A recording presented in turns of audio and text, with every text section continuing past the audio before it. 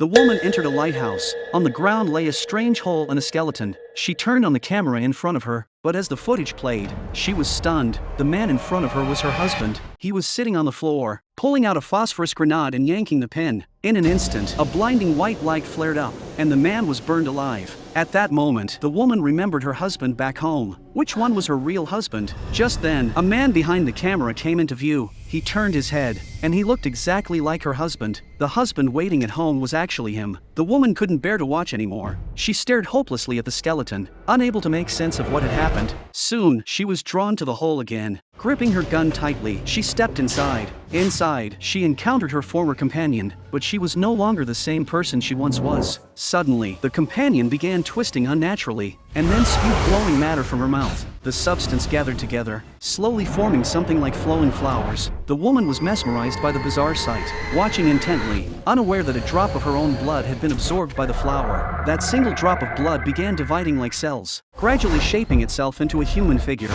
Terrified, the woman ran, but the creature followed her out, mimicking her every move, even pinning her against the door. The woman's face showed both pain and horror, and then the two of them collapsed unconscious at the same time. When she came to, she placed a phosphorus grenade into the creature's hand. The moment they touched, the creature transformed into her likeness. She yanked the pin at once, and ran for her life. A burst of white light flared. The creature caught fire. It staggered to the skeleton, gently caressing its face. The flames spread quickly, engulfing the entire lighthouse, destroying everything. It was finally over. The woman returned to Southern Reach headquarters, and reported everything to her superiors. Not long after, her husband recovered. They embraced each other tightly, but in their eyes, there lingered an eerie, otherworldly glow.